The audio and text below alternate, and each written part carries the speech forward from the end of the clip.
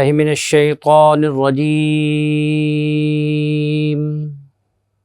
بسم الله الرحمن الرحيم.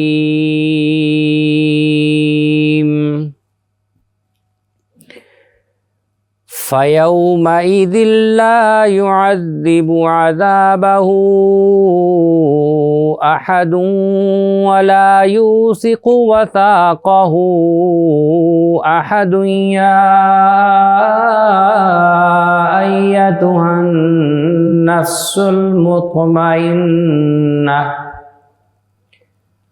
ارجعي إلى ربك راضية مرضية فادخلي في عبادي وادخلي جنتي. صدق اللہ العظیم. اسلام آن لائن میں حافظ محمد عمران آپ کو خوش آمدید کہتا ہے. تمام دیکھنے والوں کو السلام علیکم. یوم علی آج ہم منا رہے ہیں امیر المومنین حضرت علی کرم اللہ وجہہ. من کنت مولا فہذا علی مولا نبی کریم صلی اللہ علیہ وآلہ وسلم کی مبارک حدیث ہے.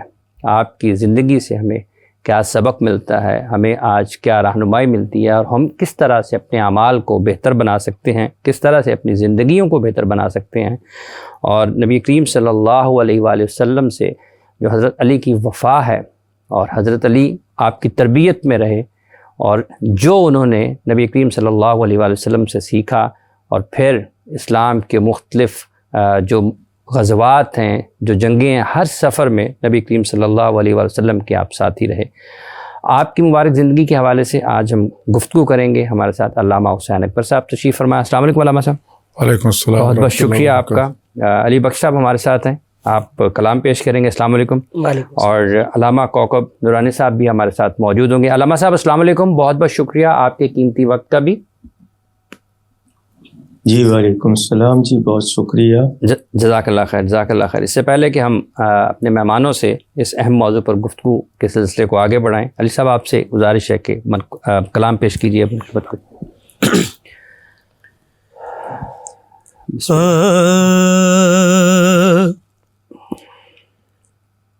بہر سو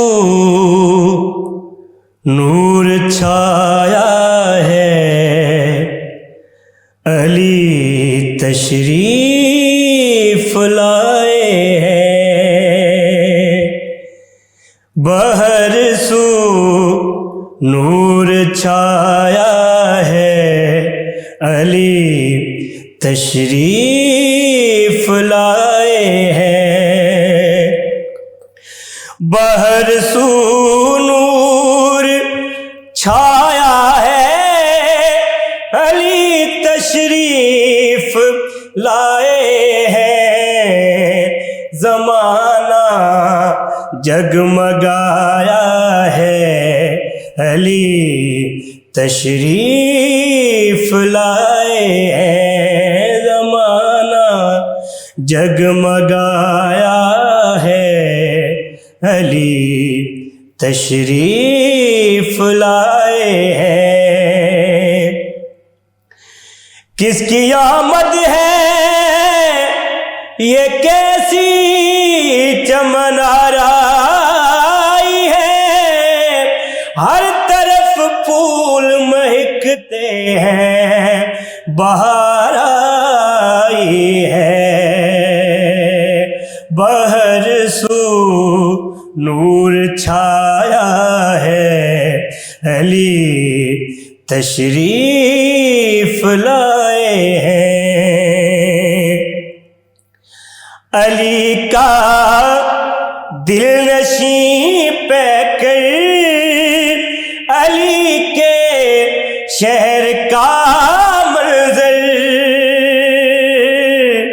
علی کا دل نشیں پہ کر, علی کے شہر کا منظر تصور میں سمایا ہے, علی تشریف لائے ہیں. جو ہے حسنین کے بابا ہے جن کی فاطمہ زوجہ، جو ہے حسنین کے بابا ہے جن کی فاطمہ زوجہ، انہی کا جشن آیا ہے، علی تشریف لائے ہیں۔ جہاں کے تاجور ہوں یا فقیران طریقت ہو،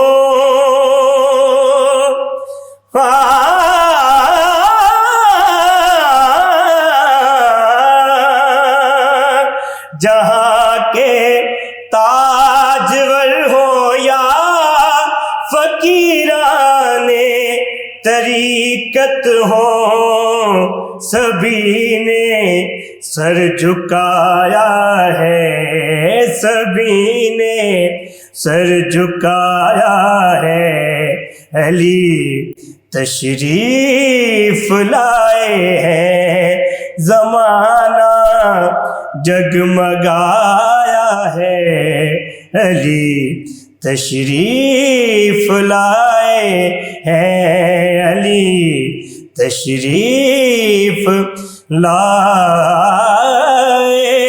ہیں۔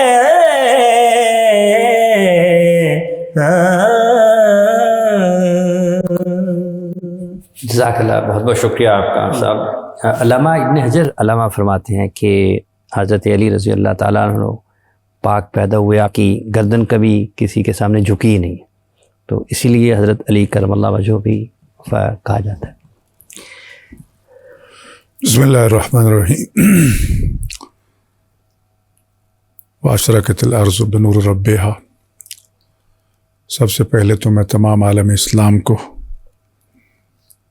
کائنات کی تمام مخلوقات کو، خاص طور پہ اس زمانے کے وارث فرزند زہرا فرزند علی ابن ابی طالب امام مہدی علیہ السلام کی خدمت میں مبارکباد پیش کرتا ہوں۔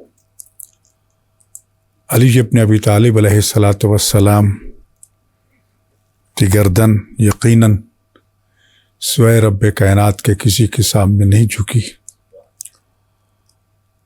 پوری زندگی عبادت، ریاضت، شجاعت، سخاوت میں آپ کی گزری۔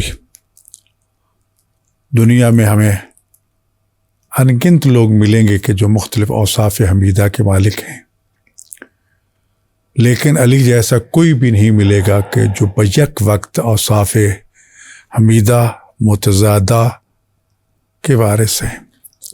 دنیا میں آپ کو عالم ملے گا، ضروری نہیں وہ قاضی اور جج بھی ہو۔ قاضی اور جج ملیں گے، ضروری نہیں ہے کہ وہ کسان بھی ہو۔ کسان ملیں گے لیکن ضروری نہیں ہے کہ وہ مجاہد بھی ہو۔ مجاہد ملیں گے لیکن ضروری نہیں ہے کہ مسلح عبادت کا ایسا نمازی ہو کہ جس پر نماز بھی فخر کرتی ہو۔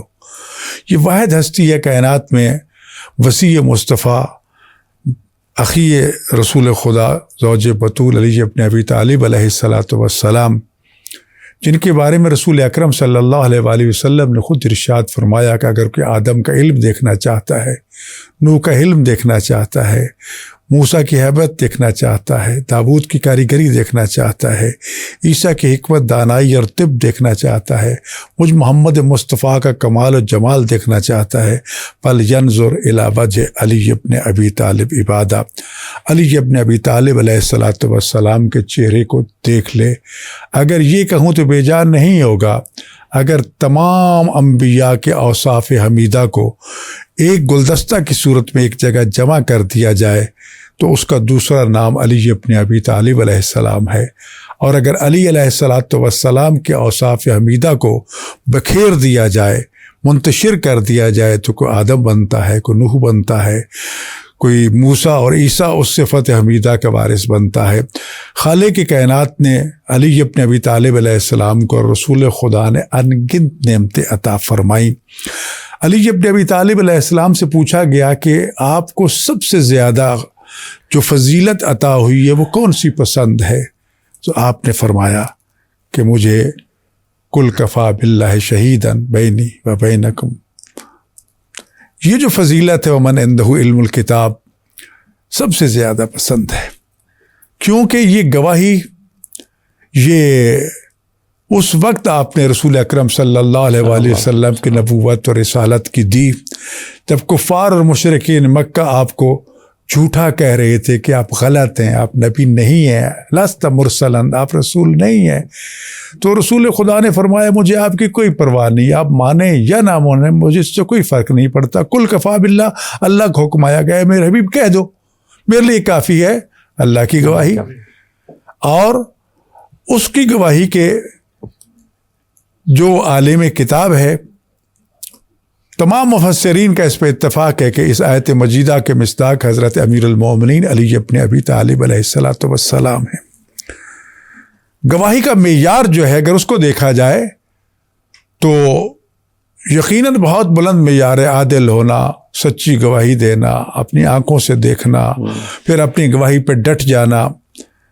ایک طرف اللہ گواہی دے رہا ہے، ایک طرف اللہ کا ولی علی گواہی دے رہا ہے، تو گواہی کا معیار دیکھیے کہ جو اللہ خود خالق کائنات ہے، جو وہ گواہی دے رہا ہے اسی معیار کی گواہی اللہ کے حکم سے علی ابن ابی طالب علیہ السلام بھی دے رہے ہیں۔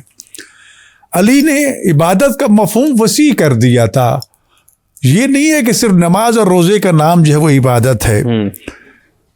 علی ابن ابی طالب نے ہمیشہ غلامی مصطفیٰ پہ ناز کیا، جی، کہ میں ان کا نوکر ہوں، ان کا خادم ہوں، ان کی ہر بات کو مانا، کوئی ایک بات ایسی نہیں ہے کہ جس کے بارے میں یہ کہا جا سکے کہ علی ابن ابی طالب علیہ السلام نے انکار کیا ہو، مگر ایک، جب صلح حدیبیہ نے مشرکین نے اس وثیقہ پر، اس صلح نامے پر اعتراض کیا کہ ہمیں رسول اللہ کے لفظ پہ اعتراض ہے، تو اس وقت رسول اللہ نے فرمایا علی ان کو اعتراض ہے تو کاٹ دو، تو آپ نے کاٹنے کے بجائے فوراً قلم کاغذ آپ کی خدمت میں پیش کیا، فرمایا آپ مدعی نبوت ہیں، مدعی جس وقت چاہے اپنا دعویٰ واپس لے سکتا ہے، پھر دعویٰ کر سکتا ہے، لیکن گواہ جب گواہی دے دیتا ہے اگر وہ اپنی گواہی واپس لے لے تو پھر قیامت تک اس کی گواہی قابل قبول نہیں رہتی۔ اور میں تو آپ کی نبوت کا گواہ ہوں، بھلا میں یہ کیسے کاٹ سکتا ہوں؟ یہ وہ واحد موقع تھا کہ علی نے خود کاٹنے کے بجائے رسول اللہ کی خدمت میں پیش کر دیا۔ عبادت، اتنی عبادت کہ جب 21 رمضان کو آپ کی شہادت ہوتی ہے تو ایک جملہ جو کہا تھا پروردگار جتنا تیری عبادت کرنے کا حق تھا علی ادا نہیں کر سکا۔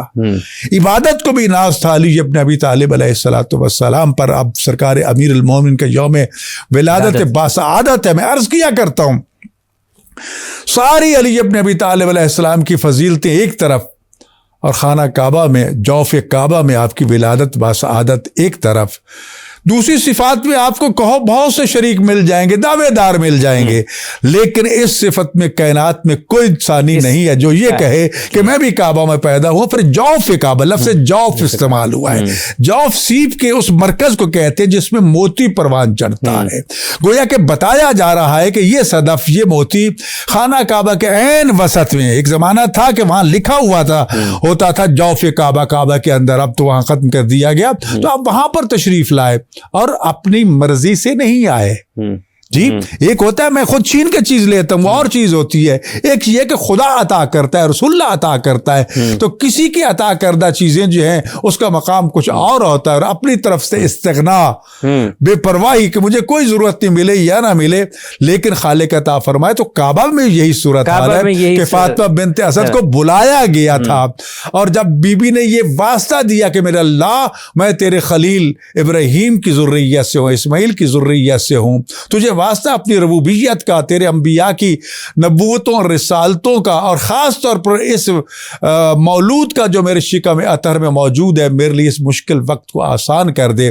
یہ کہنا تھا کہ اچانک دیوار کعبہ شک ہوتی ہے اور آواز ہوتی ہے بی بی آؤ اندر آ جاؤ، جی، اور پھر دیوار آپس میں جڑ جاتی ہے، ایک ٹھوس چیز ٹوٹے پھر جڑ جائے، یہ قابل توجہ ہے۔ تو لہٰذا اس وقت حضرت عباس ابن عبد المطلب اور بہت سے جوانان بنی ہاشم موجود تھے جو یہ منظر دیکھ رہے تھے، آگے بڑھے، کلید بردار بیت اللہ حضرت ابو طالب علیہ السلام کی خدمت میں حاضر ہوئے کہ آئیے، اس طرح آپ کی زوجہ کعبہ کے اندر بند ہو چکی ہے، تالا کھولیے۔ تالا کھولنے کی کوشش کی گئی، نہ کھلا، اور انہوں نے کوشش کی، کئی آگے بڑھے، 4 دن تک تالا نہیں کھلا۔ شیخ طوسی علیہ الرحمہ اس کی وجہ بیان فرماتے ہیں کہ کیونکہ پہلے دیکھنے والے عباس تھے، لوگ کہہ سکتے تھے اپنی بھابھی کی تعریف کر رہا ہے، اپنے بھائی کی تعریف کر رہا ہے، بنی ہاشم ہے، لیکن خدا اس واقعے پر پورے مکہ کو گواہ بنانا چاہتا تھا تاکہ کل کوئی یہ نہ کہے کہ علی ابن ابی طالب کی ولادت کے لیے کعبہ کا دیوار شک نہیں ہوئی۔ یہی وجہ چوتھے دن پورا مکہ اور اطراف مکہ کی بستیوں کے لوگ بھی جمع ہو چکے تھے اور سب اسی انتظار میں تھے کہ کیا ہونے والا ہے، کہ اچانک کے صدا گونجی ایھا الناس قد ولد فی بیت اللہ ولی اللہ، اے لوگ اللہ کے گھر میں علی پیدا ہوئے۔ جب یہ صدا گونجی تو نگاہیں سارے سب کی سب جو ہے کہ دیوار کعبہ پہ پیوست ہو گئی، ادھر نگاہیں پیوست ہوئیں، ادھر دوبارہ دیوار کعبہ پھٹی اور اسد اللہ حضرت فاطمہ بنت اسد اپنے ہاتھوں پہ لیے ہوئے اسد اللہ کو باہر مسکراتی ہوئی نکلی۔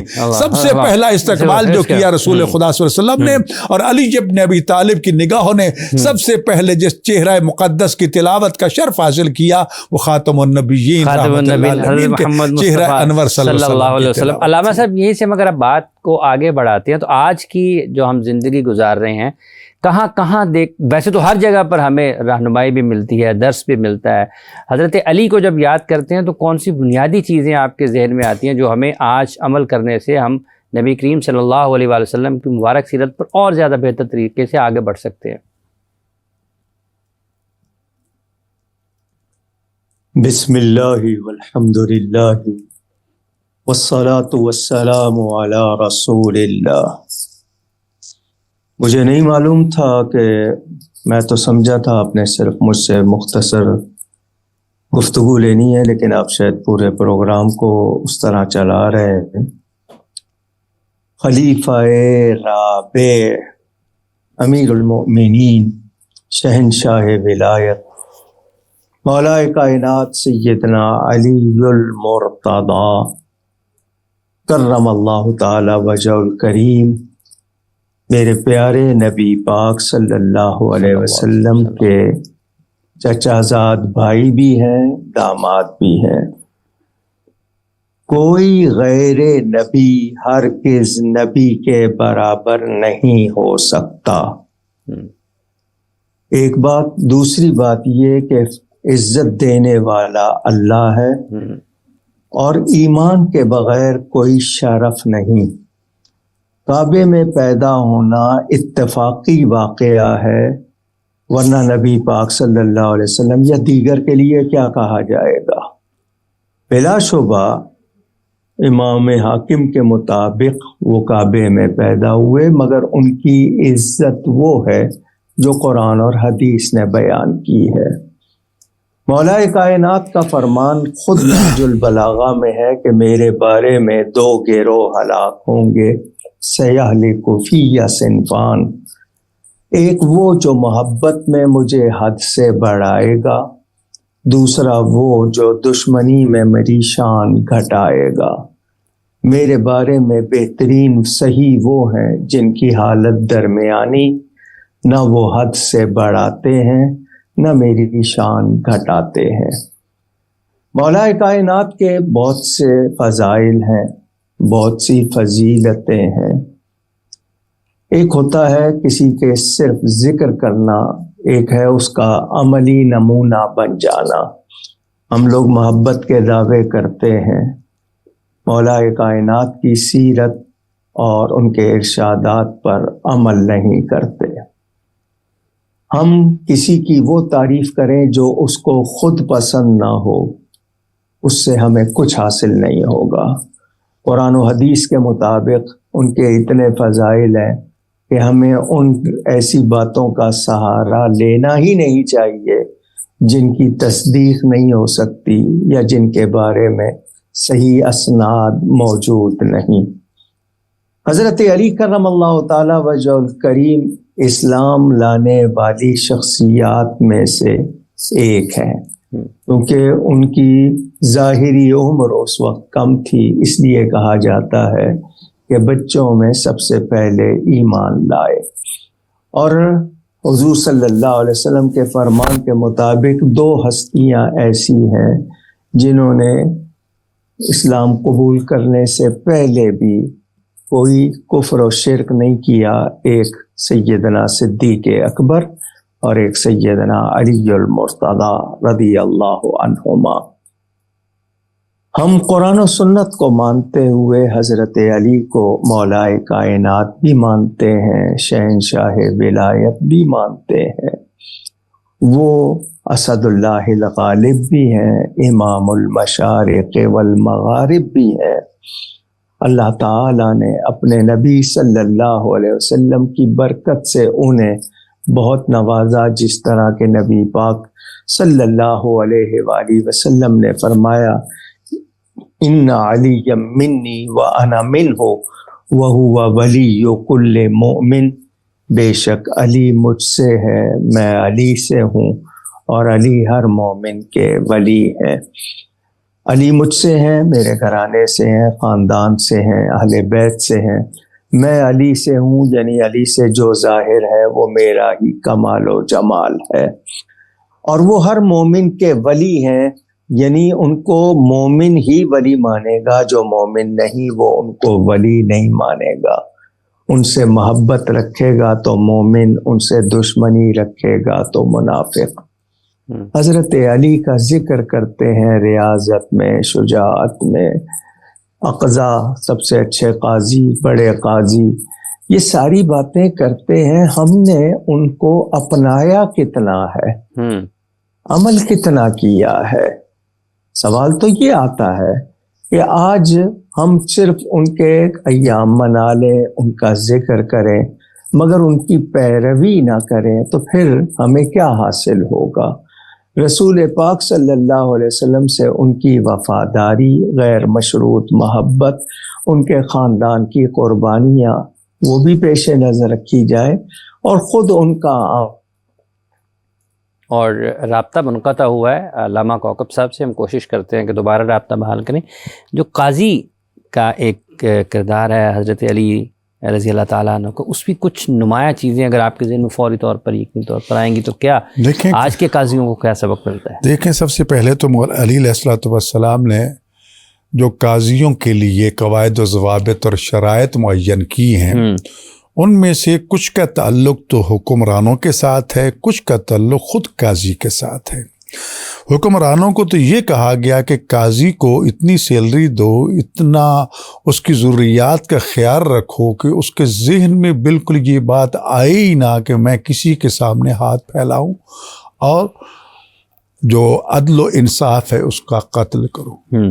علی کی جو آپ پوچھ رہے تھے کہ سب سے بڑی خوبی کون سی ہے، تو علی کی سب سے بڑی خوبی علی کا عدل ہے۔ عدل، اس لیے علی کی کہا جاتا ہے کہ یہ قتیل عدل ہے، قتیل عدالت ہے، شہید عدالت ہے۔ علی ابن ابی طالب علیہ السلام نے عدالت کے جو معیار اور جو پیمانے مقرر کیے، وہ قیامت تک کے لیے قاضیوں کے لیے، ججز کے لیے ضابطۂ اخلاق ہیں۔ کاش کہ ہماری عدلیہ نیچے سے لے کر اوپر تک اس کا خیال رکھتے۔ نظریاتی کونسل، اسلامی نظریاتی کونسل میں مجھ سے ججز کے لیے ضابطۂ اخلاق مانگا گیا تو مجھے مرتب کرنے کی کیا ضرورت تھی؟ مجھے تو مولا علی علیہ السلام کے وہ مرتب کردہ قواعد و ضوابط جو قاضی اور جج کے لیے تھے وہی میں نے پیش کر دی کہ اس سے بہتر کوئی نہیں ہو سکتا۔ لیکن دو چیزیں ہمیں خیال رکھنا ہوں گی۔ آج کا قاضی جو ہے اس کی تکلیف ظاہری احکام ہے کہ ظاہری حالات و واقعات کیا ہیں۔ علی ابن ابی طالب علیہ السلام نے بھی فیصلے ظاہری احکام پہ کیے، لیکن وہ باطن کو بھی جانتے تھے، ایک باطن نہیں، قرآن کے 70 باطن تک وہ جانتے تھے، لیکن کیونکہ عوام اس پہ اتر نہیں سکتی تھی پورا، لہٰذا انہی کو معیار بنایا کہ جو عام ہے۔ کئی واقعات آئے، ایک خاتون جو ہے وہ جھگڑا لے کر آئی، دو خواتین جھگڑا لے کر آئیں کہ جی یہ بیٹا میرا ہے اور بیٹی میری نہیں ہے، اور دوسری کہتی تھی بیٹا میرا ہے بیٹی میری نہیں ہے۔ تو کہا تو یہ تو کہ حضرت عمر کے اصل تو آئے حضرت عمر رضی اللہ تعالیٰ عنہ کی عدالت میں، لیکن وہ سمجھ سکے تو آپ کے پاس بھیجا تو آپ نے فرمایا، سمجھایا کہ جس کا بیٹا ہے وہ بیٹا لے لے، جس کی بیٹی وہ بیٹی لے لے۔ جب نہ مانی تو فرمایا دو ہم وزن شیشیاں منگوائی جائے، منگوائیں، کہا دونوں میں اپنا دودھ ڈالو۔ جب دودھ ڈال کے اس کو تولا گیا تو جس کا بیٹا تھا وہ 2 برابر دودھ وزنی تھا، اور جس کی بیٹی تھی وہ 1، تو کہا کہ یہ تو اس کی بیٹی ہے، اس کا بیٹا ہے. کہا آپ نے یہ کہاں سے فیصلہ کیا؟ کہا قرآن سے. قرآن میں تو کہیں نہیں لکھا. کہا لکھا ہے قرآن نے. جب میراث کو بنا فرمایا تو ارشاد للذکر مثل حظ الانثیین کہ ایک لڑکے کے لیے 2 لڑکیوں کے برابر حق ملے گا. تو خدا نے شیر مادر میں اس چیز کو سامنے رکھ دیا. یہ وہ الہی فیصلہ تھا جو علی ابن ابی طالب بیان کر سکتے تھے. 1-2 خواتین آتی ہیں، آ کے لڑتی ہیں، یہ میرا بیٹا ہے، وہ کہتی ہے میرا بیٹا ہے، یہ میرا بیٹا ہے، یہ میرا بیٹا ہے. فرمایا جس کا وہ لے لو. نہیں مانے جب تو فرمایا کمبر تلوار لے کے آؤ. جب تلوار کا سنا تو حقیقی ماں تڑپ اٹھی کہ مولا علی علیہ السلام، یا علی یہ تلوار کیا کرنا چاہتی ہو؟ کہا اس کو 2 ٹکڑے کر کے ایک تجھے دیتا ہوں، ایک اس کو دیتا ہوں. جو حقیقی ماں تھی تڑپ اٹھی. کہا مولا اسی کو دے دو، اللہ زندہ تو رہے گا نا، دور سے دیکھتی رہوں گی، کبھی نہ کبھی تو واپس مجھے مل ہی جائے گا نا. اور جو ستیلی ماں، جو ماں نہیں تھی، اس نے کہا ٹھیک ہے مولا اس کے 2 ٹکڑے کرو. بھلا ماں بھی اپنے بیٹے کو 2 ٹکڑے ہوتا دیکھ سکتی ہے. علامہ سے قطع کلامی کی بات چاہوں گا. علامہ صاحب دوبارہ تو یہ انصاف تھا. اس قسم کے آپ کے ایسے بے مثال فیصلے ہیں کہ دنیا اس پہ حیرت انگیز طریقے سے ان کو دیکھتی ہے، لیکن ان میں سے ہر ایک میں ہمارے لیے سبق موجود ہے، پیغام موجود ہے، اس سے ہمیں سیکھنا چاہیے. ٹھیک ہے. علامہ کوکب صاحب نے ہمیں دوبارہ جوائن کیا ہے. علامہ آپ ذکر فرما رہے تھے کہ ہم دن مناتے ہیں، ہم یاد کرتے ہیں، لیکن کیا ہم ان کے جو اعمال ہیں، جو افعال ہیں، جو ہمارے لیے ہدایت کا ذریعہ ہے، نبی کریم صلی اللہ علیہ وآلہ وسلم کی مبارک سیرت کو انہوں نے دیکھا، خود ان پر عمل کیا، تو آج ہم جب اپنی زندگی میں ہیں تو کون سی چیز ہمیں روکتی ہے اس طرف جانے سے، اور کن کن چیزوں پر ہمیں مزید عمل کرنے کی ضرورت ہے؟ میرے محترم، ہم لوگوں کی کمائی کیا ہے، اور ہماری غذا کیا ہے، اور ہماری عادتیں کیا ہیں؟ کیا ہم واقعی صحیح کام کر رہے ہیں؟ کمائی حلال ہے؟ جو غذا لے رہے ہیں کیا اس میں ہم لوگوں کی پوری تسلی ہے؟ کیونکہ انہی چیزوں سے خون تیار ہوتا ہے، اور خون سے ہی آپ کے مزاج اور عادتیں آپ کی تشکیل پاتی ہیں. آج کے انسان کو حلال حرام کی پرواہ نہیں ہے، اسی لیے وہ ایک طرح سے آزاد اپنے آپ کو کیا ہوا ہے اس نے. ہم لوگ اگر دیکھیں تو شریعت کی تعلیمات اور سنت کی پابندی سے ہمارے کردار تعمیر ہوتے تھے. آج ہم لوگ غیروں سے پالیسیاں لیتے ہیں. ہمارا نصاب صرف دنیا کمانا سکھاتا ہے، ہمیں اخلاق اور دینیات نہیں سکھائی جاتی ہیں. ہمارے میڈیا کا حال دیکھ لیجئے کہ ہمارے جو ڈرامے ہیں ان سے ہم کیا تربیت اور کیا میسج دے رہے ہیں. ان سب چیزوں کو دیکھیں تو پھر اگر دعوی محبت اہل بیت سے، اصحاب نبوی سے، یا رسول پاک صلی اللہ علیہ وسلم کی ہر نسبت سے ہے، تو پھر ہم نے صرف محبت کا دعویٰ کیا ہے. ہمارا کوئی بھی عمل اس سے ثابت نہیں ہے. اور میں کوئی مبالغہ کروں، نہ میرے لیے مفید، نہ ان ہستیوں کو پسند. تو ہم نے کدھر جانا ہے؟ ہم نے قبر میں جانا ہے. ہم اپنی ہر بات کے جواب دے ہیں. وہ ہستیاں جن کے لیے ہم کہتے ہیں کہ وہ اللہ کی عطا سے محفوظ ہیں، ان کا کردار دیکھیے. وہ اللہ سے کتنے ڈرنے والے ہیں، ان کی غذا دیکھیے. مولا کائنات کو ولیوں کا بادشاہ کہا جاتا ہے، پچھلی امتوں کے بھی ولیوں کے وہ سردار. اس کے باوجود ان کی محنت دیکھیے. گھر کے لیے پانی خود بھر کے لاتے ہیں. ان کا سلوک کیا ہے لوگوں کے ساتھ؟ آج ہمارے سامنے وہ کردار کیوں نہیں ہے؟ حضرت علی کرم اللہ تعالی وجہ الکریم کو نبی پاک سے جو محبت ہے اور جو انہوں نے دین کی خدمت کی، آج ہم دین کے معاملے میں اپنے مفاد کو ترجیح دے دیتے ہیں، دین کو بھول جاتے ہیں. ہمارے حکمران ہوں، عدلیہ ہو، یا جتنی بھی انتظامیہ ہو. میں یہ پوچھنا چاہتا ہوں، مولا علی خلفائے ثلاثہ کے ساتھ، حضرت ابو بکر، حضرت عمر، حضرت عثمان کے ساتھ 25 برس کیا خدمات انجام دی؟ وہ لوگ آپس میں شیر و شکر تھے. لڑنے والے لوگ آج کے ہیں. ان میں کوئی اہل بیت اور صحابہ میں بڑی محبت تھی، رشتہ داریاں تھیں. حضرت علی اپنی اولاد کے نام ابو بکر و عمر عثمان رکھتے ہیں. محبت کی بات ہے. تو مجھے اور آپ کو آج ان کی تعلیمات کو دیکھنا چاہیے، ان کا نبی سے جو تعلق تھا اس میں ان کا کردار دیکھنا چاہیے، اور پھر سب سے اچھی بات یہ ہے کہ میں علی کو مانتا ہوں تو میں علی کی بھی مانوں، ان کی کیوں نہیں مانتا؟ اللہ توفیق دے ہمیں، ہم لوگ محبت کے جتنے دعوے ہیں ان میں اپنے آپ کو ثابت قدم بنائیں، اور حضرت علی سے محبت کے دعوے کو پورا کرنے کے لیے اپنے آپ کو قول و فعل میں ان کے مطابق بنانے کی کوشش کریں۔ بہت بہت شکریہ علامہ صاحب، آپ نے اپنا قیمتی وقت دیا اور اپنی جو رائے ہے اور جو لوگوں کو کیا کرنا چاہیے جب آپ حضرت علی کرم اللہ وجہہ کو یاد کرتے ہیں، تو اسی سے ہم بات علامہ صاحب آپ کی طرف لے کے آتے ہیں۔ علامہ صاحب آپ کا بہت بہت شکریہ، آپ نے اپنا قیمتی وقت دیا۔ علی کو مانتے ہیں، علی کی نہیں مانتے ہیں۔ بالکل بجا فرمایا علامہ صاحب نے۔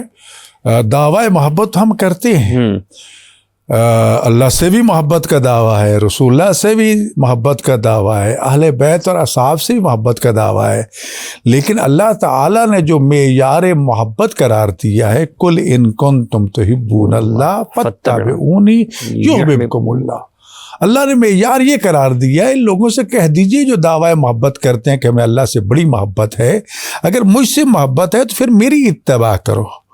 میری اتباع کیا ہے؟ میرے رسول کو مانو۔ اور رسول اللہ فرماتے ہیں کہ من اطاعنی فقد اطاع اللہ، جس نے میری اطاعت کی اس نے اللہ کی اطاعت کی۔ پھر یہ بھی ارشاد فرمایا من اطاع علی فقد اطاعنی، جس نے علی کی اطاعت کی اس نے میری اطاعت کی۔ کیونکہ یہ سلسلہ جو آگے چلتا ہے یہ رسول خدا صلی اللہ علیہ وآلہ وسلم کی سنت اور خداوند متعال کے احکام کو لے کر آگے چلتے ہیں، جس کا وہ عملی مظاہرہ ان کی سیرت سے، ان کے کردار سے ہمارے سامنے آتا ہے۔ بالکل بجا فرمایا، ہمیں اس چیز کو ماننا چاہیے، اس غلطی، اس کوتاہی کا اعتراف کرنا چاہیے کہ ہم یہ دعویٰ تو کرتے ہیں کہ علی سے ہمیں محبت ہے۔ نہج البلاغہ میں ایک واقعہ نقل ہوا، سرکار امیر المومنین علی ابن ابی طالب علیہ السلام تشریف لاتے ہیں، آپ کے دولت قدح کے سامنے، امامت قدح کے سامنے کچھ لوگ بیٹھے ہیں، آپ پوچھتے ہیں آپ لوگ کون ہیں؟ تو کہتے ہیں جی ہم آپ کے شیعہ ہیں، ہم آپ کے پیروکار ہیں، ہم آپ کے ماننے والے ہیں۔ فرماتے مجھے تو تم میں میرے شیعوں والی، میرے ماننے والی، میرے پیروکاروں کی کوئی نشانی نظر نہیں آتی کہ میں کہہ سکوں کہ تم میرے ہو۔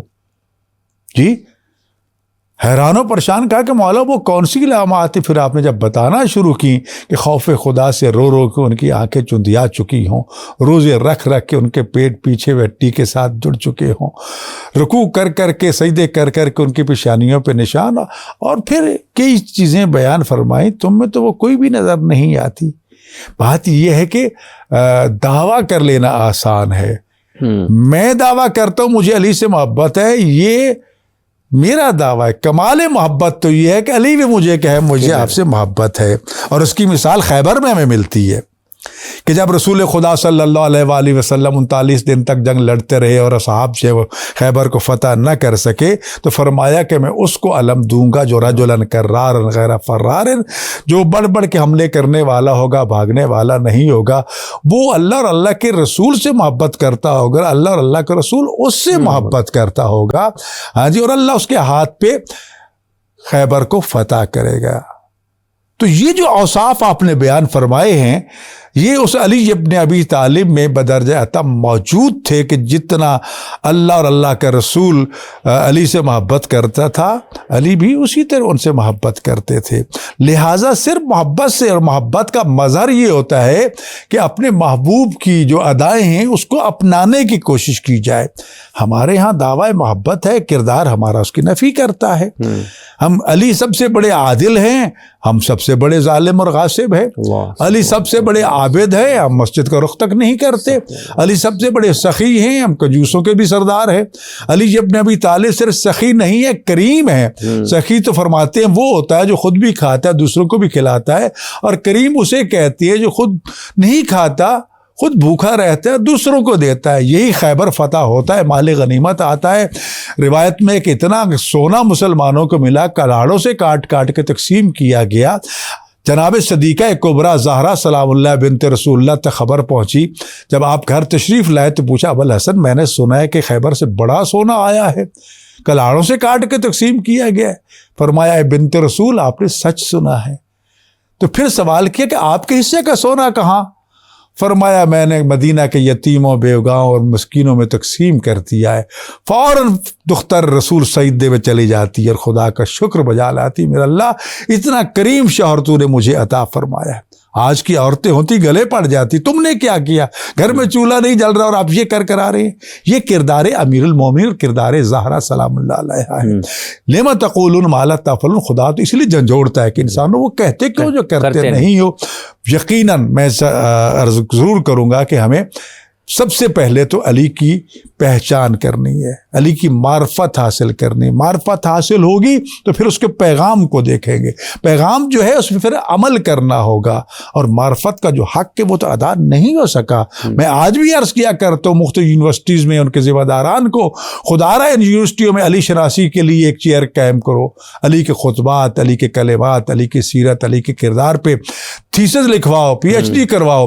میں نے تو کربلا میں یہ مطالبہ کیا اور کربلا میں یونیورسٹی یہ بنی کہ امام حسین علیہ السلام کے خطبات پہ تھیسس لکھوائے جائیں. کوئی امام حسین جو چراغ ہدایت رسول اللہ نے فرمایا تھا اور سفینہ نجات ہے, صرف ان دنوں کے لیے تھا, قیامت تک کے لیے ہمیں اس سے رہنمائی لینا چاہیے. تو علی ابن ابی طالب علیہ السلام تو جو یہ اعلان کر رسول تو یہ فرماتے ہیں یہ باب مدینۃ العلم اور باب مدینۃ الحکمت ہیں, اور خود علی یہ چیلنج کرتے ہیں کہ سلونی قبل ان تفقدونی, اور دنیا والے جو کچھ مجھ سے پوچھنا ہے پوچھ لو, میں تمہارے ہر سوال کا جواب دوں گا. کوفہ ہے, کنویں میں چہرہ کر کے حکمت کے موتی بھی کر, پھر یہاں سینے پہ ہاتھ مار کرتے, یہاں علم کا سمندر ٹھاٹھے مار رہا ہے, کاش مجھے کوئی اس کا اہل مل جاتا. نا اہل کے حوالے موتی نہ کرنا, وہ اس کی قدر نہیں کریں گے. تو یقیناً علی ابن ابی طالب علیہ السلام کی اتباع, اہل بیت اطہار کی اتباع, صحابہ کرام کی اتباع, اسی میں ہماری نجات ہے. ہم صرف دعوی محبت پہ تو ہم تھوڑی سی گستاخی پہ قتل کر دیتے ہیں.